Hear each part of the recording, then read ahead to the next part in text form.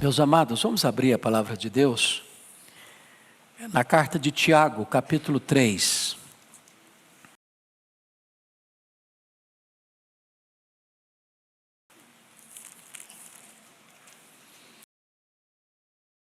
A leitura do verso 1 ao verso 12.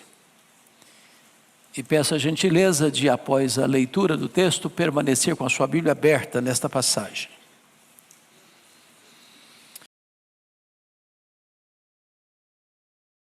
Mestres, sabendo que havemos de receber maior juízo, porque todos tropeçamos em muitas coisas. Se alguém não tropeçar no falar, é perfeito varão, capaz de refrear também todo o corpo. Ora, se pomos freios na boca dos cavalos para nos obedecerem, também lhes dirigimos o corpo inteiro. Observai igualmente os navios, que sendo tão grandes e batidos de rijos ventos, por um pequeníssimo leme, são dirigidos para onde queira o impulso do timoneiro. Assim também a língua, pequeno órgão, se gaba de grandes coisas. Vede como uma fagulha põe em brasas tão grande selva.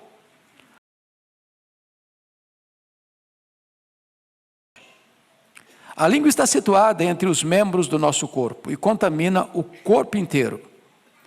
E não só põe em chamas toda a carreira da existência humana, como também é posta ela mesma em chamas pelo inferno. Pois toda espécie de feras, de aves, de répteis e de seres marinhos se doma, e tem sido domada pelo gênero humano. A língua, porém, nenhum dos homens é capaz de domar. É mal incontido, carregado de veneno mortífero. Com ela bendizemos ao Senhor e Pai, também com ela amaldiçoamos os homens feitos à semelhança de Deus. De uma só boca procede bênção e maldição. Meus irmãos, não é conveniente que estas coisas sejam assim. Acaso pode a fonte jorrar do mesmo lugar o que é doce e o que é amargoso? Acaso, meus irmãos, pode a figueira produzir azeitonas ou a videira figos? Tampouco fonte de água salgada pode dar água doce. Eu quero meditar com os meus amados sobre o tema cuidado com a sua língua. Cuidado com a sua língua. Bom, esse Tiago que escreve esta carta não é o Tiago apóstolo. O Tiago apóstolo foi assassinado em Jerusalém por ordem do rei Agripa I. Esse Tiago aqui é o filho de Maria, é o irmão de Jesus, que foi convertido apenas após a ressurreição de Jesus, e que se tornou um líder da igreja de Jerusalém. Inclusive foi ele quem presidiu o primeiro concílio da igreja em Jerusalém, conforme relatado em Atos capítulo 15. Tiago é considerado o livro de Provérbios do Novo Testamento. Talvez a carta mais prática que nós temos no Novo Testamento. Os historiadores dizem que Tiago foi um homem de oração a ponto de ser chamado o homem de joelhos de camelo. Tal a forma com que ele orava de joelhos, que engrossou seus joelhos, e ele era esse homem prático, por isso homem de oração. Nesta carta, ele carrega as tintas para enfatizar que o cristianismo prático passa pela nossa comunicação, passa pelo uso da língua. Se não, vejamos, olha aí capítulo 1, verso 19 comigo, e peço que você leia essa passagem comigo, toda a igreja comigo, Tiago 1,19, vamos juntos? Sabeis estas coisas, meus amados irmãos, todo homem, pois, esteja pronto para ouvir, tardio para falar, tardio para se irar. Então, o primeiro conselho dele na carta é: seja tardio para falar, pense melhor, pense bem. A língua é o megafone do coração. A língua só fala o que é produzido no coração. Então, reflita antes de falar. Segundo conselho, olha comigo capítulo 1, verso 26. Vamos todos ler. Se alguém supõe ser religioso, deixando de refrear a língua, antes enganando o próprio coração, a sua religião é vã. Por que que você engana o coração? Porque se você não refreia a língua e está dizendo meu coração é bom, mas a língua é má, tem uma incoerência aí, você está enganando a você mesmo. A língua é como esse painel do seu carro, é um espelho. Ele só vai reproduzir o que está programado. Você programa no seu celular, ele aparece no espelho. O coração é a fonte, a língua é o megafone do que é produzido no coração. Então, se você não refreia a sua língua, então a sua religião é de boca para fora, não é sincera, não é verdadeira, porque tudo emana e procede do coração. Vamos dar uma olhadinha agora no capítulo 4, verso 11. Olha aí comigo e vamos ler juntos. Vamos lá? Irmãos, não faleis mal uns dos outros. Aquele que fala mal do irmão, ou julga seu irmão, fala mal da lei, e julga a lei. Ora, se julgas a lei, não és observador da lei, mas juiz. Então, preste atenção. Sobretudo nesse tempo de tanta polarização política, ou de tantas tensões no Brasil, às vezes nós corremos o risco de sermos colhidos falando mal. E às vezes falando mal de irmão. E Tiago está nos exortando aqui que nós não somos juízes, nós somos irmãos. E nós não devemos falar mal do irmão. Porque estamos falando mal do irmão, nós estamos julgando a lei e não obedecendo a lei. Bom, mas agora nós vamos nos concentrar no texto. Porque não há nenhum texto da Bíblia tão exaustivo e tão lúcido e tão claro e tão detalhado sobre o problema da língua como Tiago capítulo 3. Aliás, antes propriamente de entrar nele, me permita mais 2 textos da Bíblia que me impressionam muito. O primeiro deles é Provérbios 18, 21, quando diz que a morte e a vida estão no poder da língua. Quem bem utiliza, comerá do seu fruto. Ou seja, você pode dar vida, você pode matar um relacionamento, dependendo da maneira como você se comunica. Então a língua tem o poder de dar vida, a língua tem o poder de matar. Isso vale para o casamento, isso vale para a família, isso vale para os relacionamentos interpessoais, isso vale lá para a sua empresa, isso vale para os relacionamentos aqui da igreja. Mas o outro texto, irmãos, para mim é um dos mais complexos, eu até gravei esta semana um texto sobre ele, e eu gostaria que você olhasse comigo, Provérbios 6, dá uma olhadinha aí, versículos 16 a 19, todo pecado é abominação para Deus, não há pecadão, pecadinho, todo pecado é grave e é maligníssimo, mas há pecados que têm consequências mais graves, olha comigo o que Salomão vai registrar em Provérbios 6, 16 a 19, você pode ler comigo? Vamos juntos? 6 coisas o Senhor aborrece, e a 7ª a sua alma abomina. Então para um pouquinho. Então tem 6 pecados que ele vai listar aqui que Deus aborrece. Ele vai citar um pecado dentre esses 6, que é o 7º, ou dentre esses 6 não, além desses 6, que é o 7º, que aí há uma força maior na expressão. A alma de Deus abomina. Então vamos aos 6 que Deus aborrece. Primeiro, olhos altivos, orgulho. Deus aborrece orgulho. Segundo, língua mentirosa, mentira. Deus aborrece mentira. Terceiro, mãos que derramam sangue, inocente, assassinato.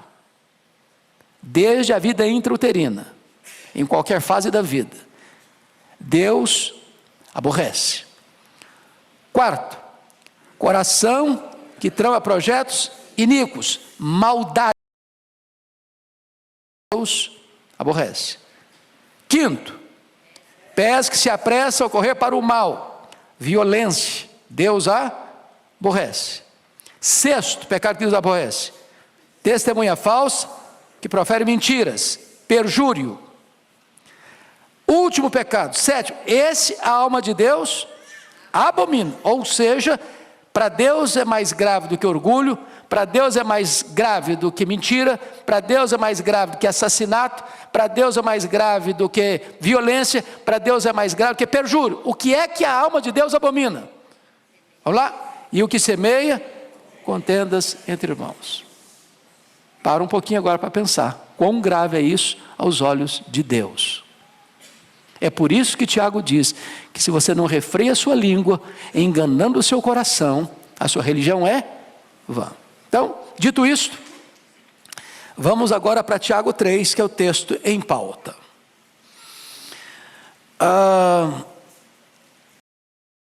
Começando com o verso 1, ele se dirige à igreja assim: meus irmãos. Quem são os meus irmãos? Capítulo 1, versículo 1, ele está se dirigindo às 12 tribos que se encontram na dispersão. Por lutas na vida, sobretudo injustiça, porque dispersão significa que o cara teve a sua casa saqueada, seus bens sequestrados, ele está perambulando pelo mundo, ele está passando uma situação difícil, e ele então se dirige a essa comunidade, diz: meus irmãos, não vos torneis muitos de vós mestres, sabendo que havíamos de receber maior juízo. O que ele está dizendo? Que se você ocupa uma posição de destaque, de liderança, a régua vai ficar lá em cima. Quanto mais conhecimento, quanto mais responsabilidade, quanto mais liderança você exerce, maior é o grau de responsabilidade que vai se requerer de você, no trato da sua comunicação. Então o fato de você ser um líder não isenta você de responsabilidade, ao contrário, aumenta a sua responsabilidade na comunicação. Vamos ao verso 2. Leia comigo o verso 2. Porque todos tropeçamos em muitas coisas. Se alguém não tropeça no falar, é perfeito varão, capaz de refrear também todo o corpo. Primeiro, Tiago está admitindo aqui que não tem ninguém que sobra, que fica como exceção no critério de não pecar, de não tropeçar. Ele diz todos. Então, o líder e o liderado, o maduro na fé e o neófito, todos tropeçamos. E ele diz em algumas coisas? Não, todos tropeçamos em muitas coisas. Então, baixa a bola, porque nós não estamos aí com esse performance todo, não. Muitas coisas. Ele está usando o todo para certamente enfatizar um aspecto específico. O maior obstáculo onde mais tropeçamos na vida é na nossa língua. Ela é tão comprida que ela serve de laço para os nossos pés.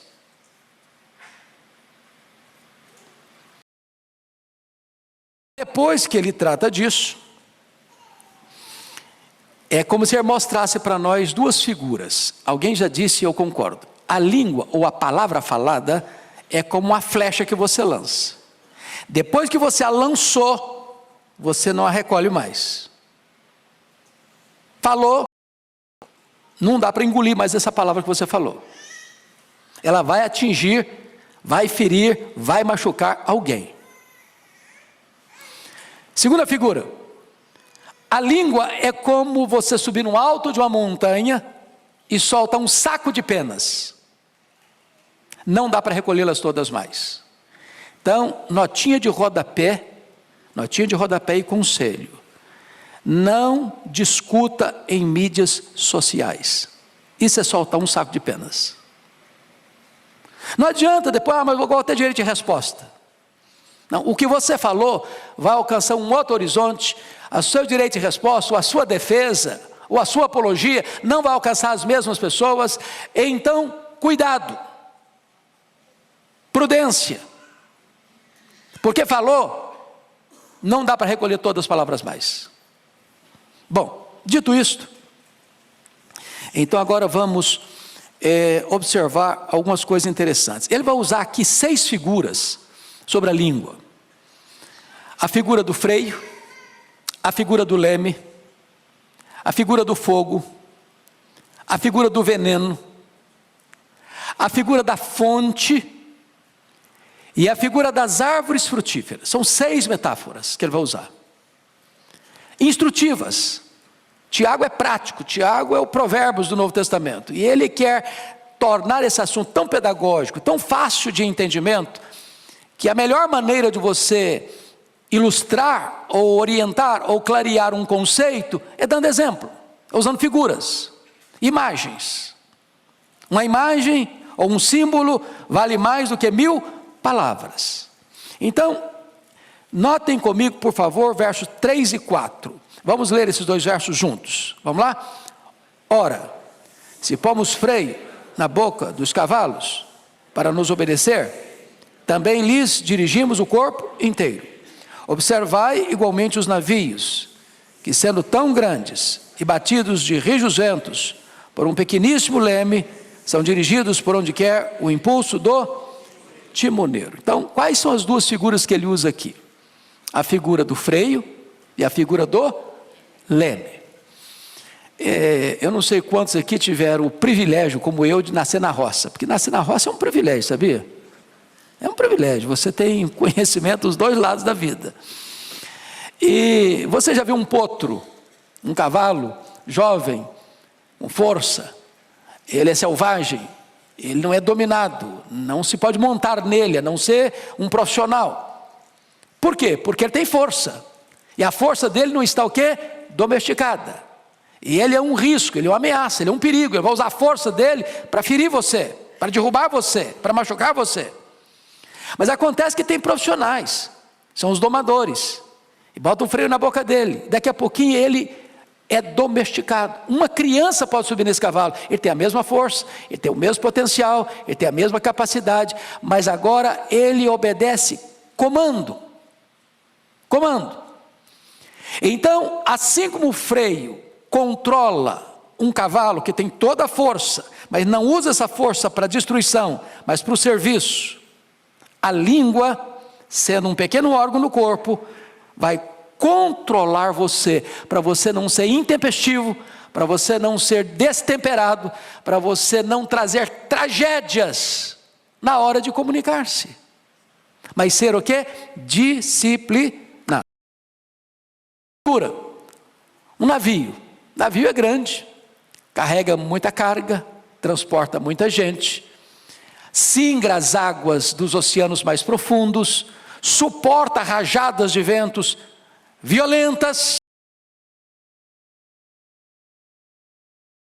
No leme, e o timoneiro está lá no leme, e vai guiando o navio, para que ele não se arrebente nos rochedos, para que ele não passe perto dos icebergs, e rasgue o casco, e chegue ao naufrágio. Esse pequeno leme na mão do timoneiro é que vai conduzir o navio para onde o timoneiro quer, um lugar seguro, para sair e chegar em segurança. O que ele está dizendo? Que a nossa língua tem o poder de nos dirigir no meio das tempestades da vida, para não nos arrebentarmos nos rochedos da história, para não sermos feridos e nem ferirmos alguém com a nossa língua. Se você controla a língua, você tem bênção sobre você, e bênção na vida dos outros.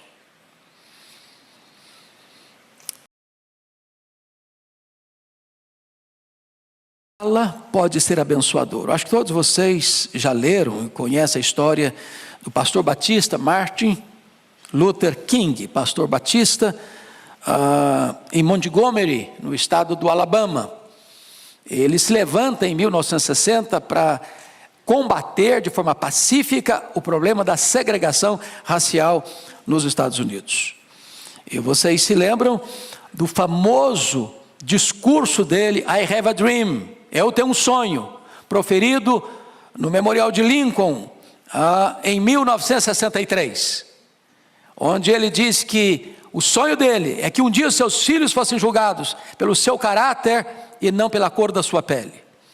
Isso leva, então, os Estados Unidos, no ano seguinte, 1960, a sancionar a lei, acabando com a questão da segregação racial, e nesse mesmo ano ele recebe o título de Prêmio Nobel da Paz.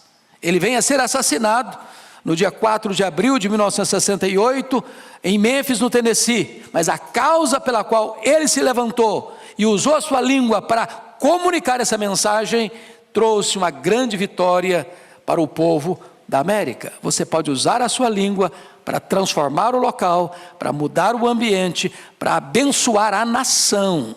Como você pode usar a sua língua também para semear contendas e guerras e tragédias. E a história está eivada de exemplos dessas tragédias. Vamos à segunda figura nos versos 5 a 6. Leia comigo, por favor, 5 e 6. Assim também a língua, pequeno órgão, se gaba de grandes coisas. Vede como uma fagulha põe em brasas tão grande selva. Ora, a língua é fogo, é mundo de iniquidade. A língua está situada entre os membros do nosso corpo e contamina o corpo inteiro. E não só põe em chamas toda a carreira da existência humana, como também é posta ela mesma em chamas pelo inferno. Então agora ele está usando duas figuras. Ele está usando a figura do fogo. E lá no versículo 8 é que vai usar a figura do veneno. Eu não vou explorar aqui por enquanto. Mas vamos pensar aqui nessa figura do verso 5. Vede como uma fagulha põe em brasas tão grande selva. Vocês certamente estão acompanhando e acompanhar, graças a Deus as chuvas estão chegando, mas nós vivemos meses agora, um mês e pouco, uma das maiores tragédias do Brasil. Um incêndio criminoso que atinge o Brasil de norte a sul, de leste a oeste. E vocês acompanharam que muitas pessoas fizeram isso propositadamente, acendendo um isqueiro, ou jogando uma guimba de cigarro, queimando pastagens, matando o gado, queimando lavouras, destruindo florestas.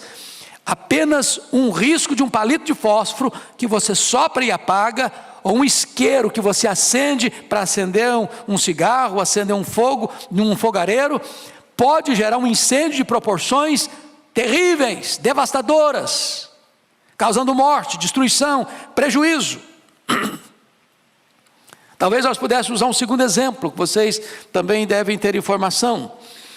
O incêndio que aconteceu no dia 8 a 10 de outubro de 1971 em Chicago, quando Moody fazia lá uma cruzada. Para vocês terem uma ideia da gravidade desse incêndio, 100 mil casas atingidas, 17.500 prédios atingidos, centenas de pessoas mortas. Um incêndio que começou num estábulo, coisa pequena, mas que ganhou proporções devastadoras.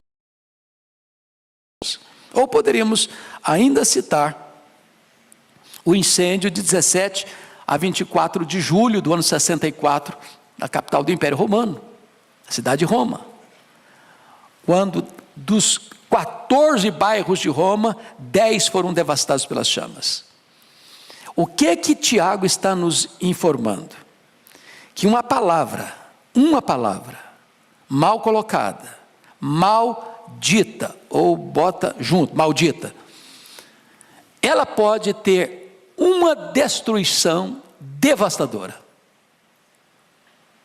Uma palavra maligna, maldosa, uma espécie de assassinato de reputação.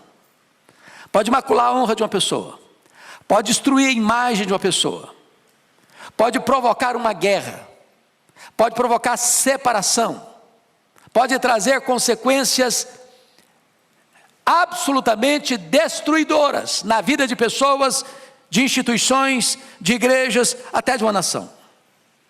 Então, é necessário ter esta percepção. Versículo 6, veja comigo o que Tiago vai dizer. Além da língua ser uma fagulha de fogo, ele vai dizer que a língua contamina e destrói. Versículo 6, ora, a língua é fogo. Preste atenção, ele não diz que a língua é como fogo. Agora ele não está ilustrando, agora está fazendo uma afirmação. A língua é fogo. Fogo queima, fogo dói, fogo destrói, fogo mata. A língua é fogo. Mas ela não é apenas fogo, ela é o quê? Mundo de iniquidade. Ela contamina o corpo inteiro. A língua está situada entre os membros do nosso corpo e contamina o corpo inteiro. O veneno que está na língua vaza, espreme, esguicha para o corpo inteiro. Que a fera mais peçonhenta do mundo está escondida atrás da toca dos dentes.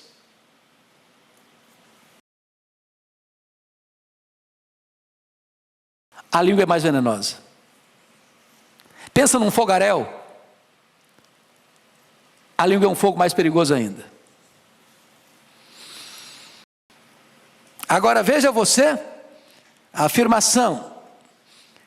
E não só põe em chamas a carreira da existência humana. Você já pensou que é isso? Ele está dizendo, a língua mata. Quantos assassinatos, irmãos, surgiram na história? Quantas guerras, levando milhares de pessoas à morte, foram produzidas pela língua, pela mentira, pelo perjúrio, pela falsa acusação, pela maledicência, pela fofoca.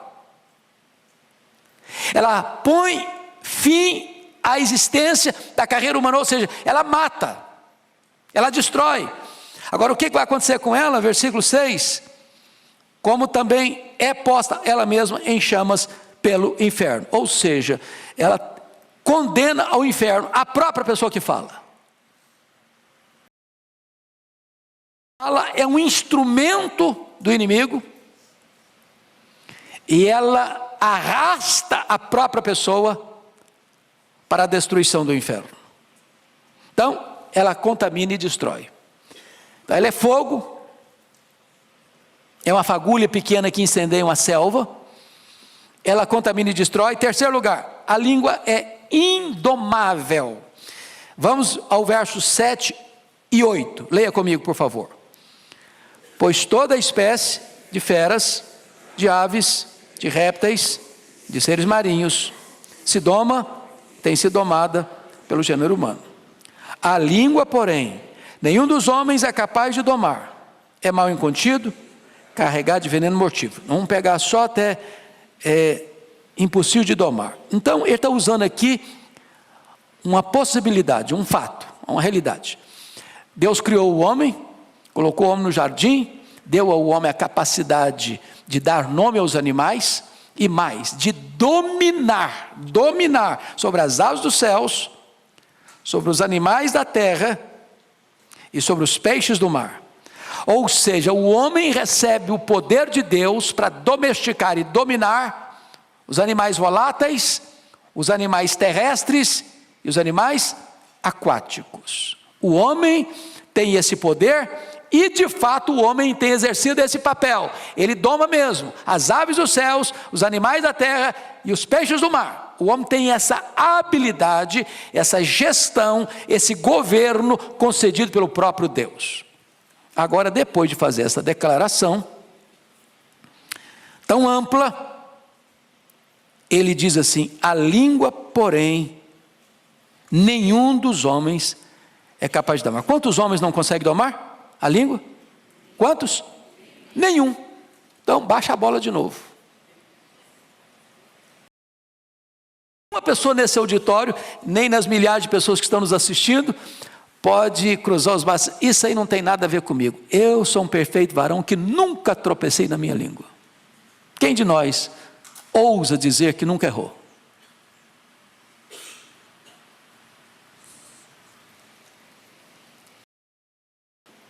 Essa é uma exortação para mim, para você, para nós. Indomável. Indomável.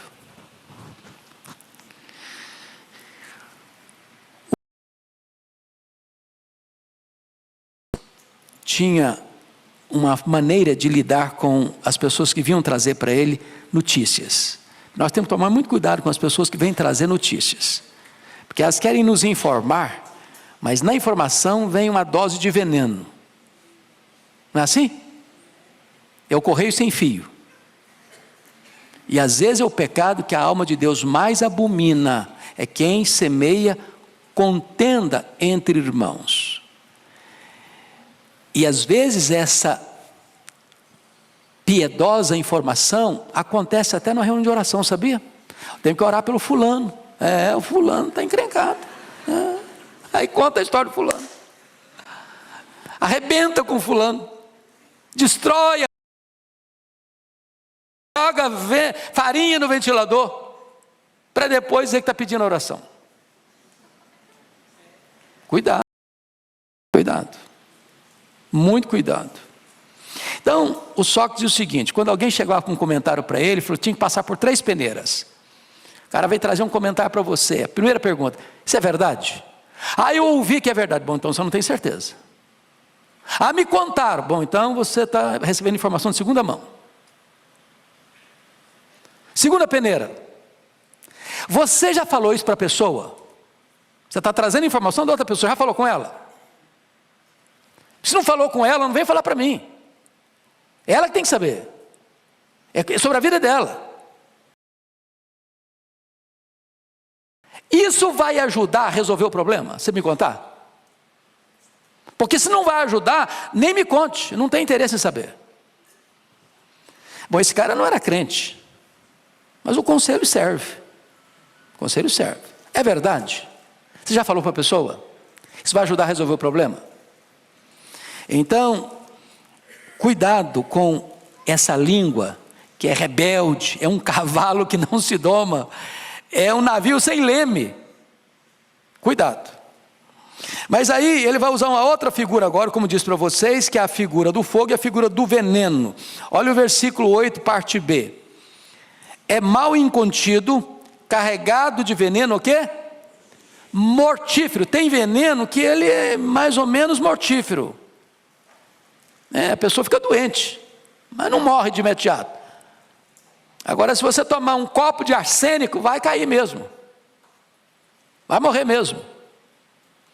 Então, o que ele está usando? As duas figuras que ele está usando? É que tanto o fogo quanto o veneno são 2 instrumentos de quê? De destruição. De destruição.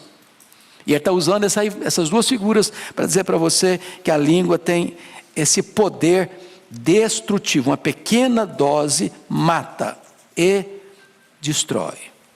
Mas ele vai usar uma 5ª figura aqui ainda.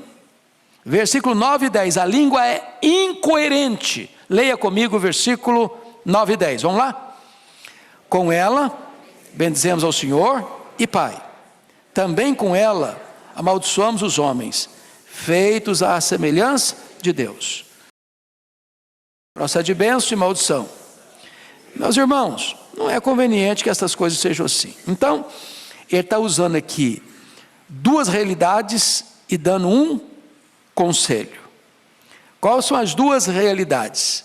É que a língua é incoerente. Como assim incoerente? Com ela nós bendizemos a Deus. Aqui no culto público. Ali no pátio, ali embaixo, a gente já fala mal do irmão.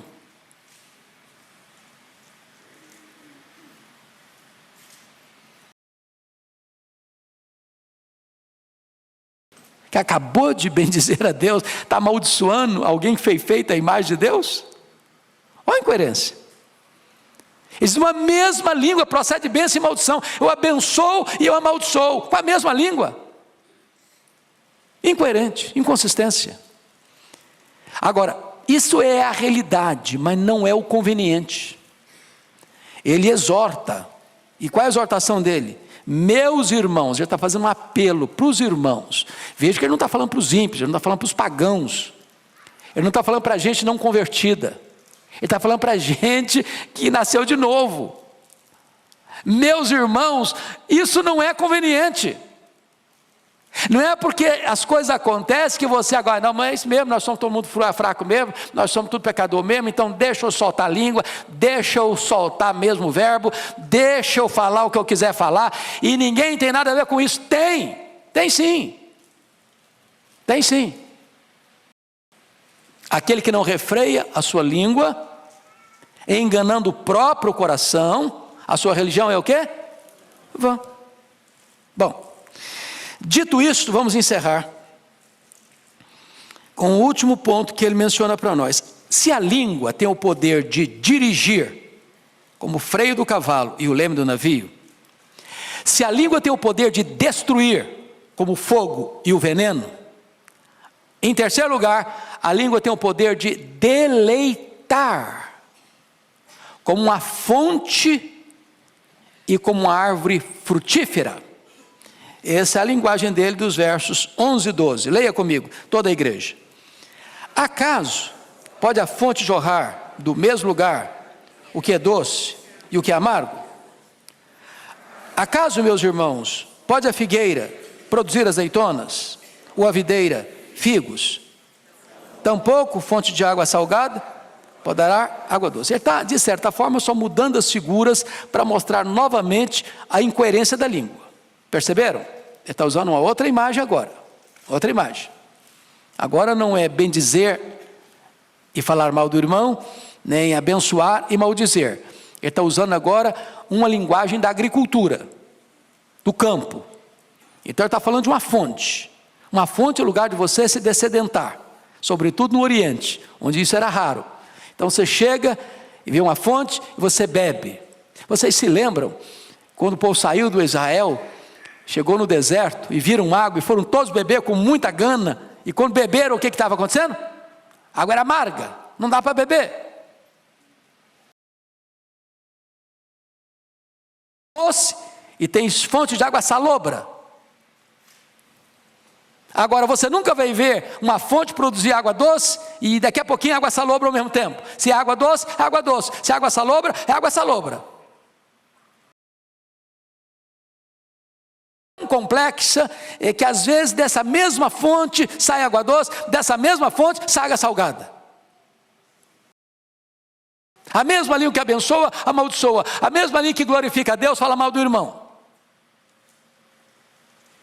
Aí vou usar outra figura, a figura da árvore.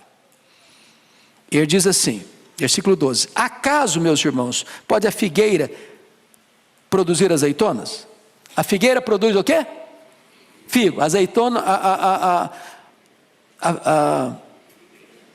a videira produz o quê? Uva. Mesmo que eu falei? Eu me confundi. Vamos de novo. Acaso, meus irmãos, pode a figueira produzir azeitona? Então figueira produz o quê? Figo. O que produz azeitona? Oliveira.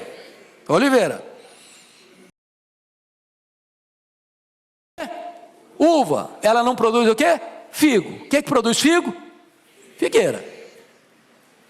O que ele está dizendo? A fonte produz aquilo que é da natureza dela produzir. Ela é fonte doce ou salgada? A árvore produz segundo a sua espécie. Você não vai colher azeitona de figueira. Você não vai colher uva de oliveira. Então, se cada árvore produz o seu fruto de acordo com a sua espécie, o que nós fomos? Regenerados. Nós somos coparticipantes da natureza divina.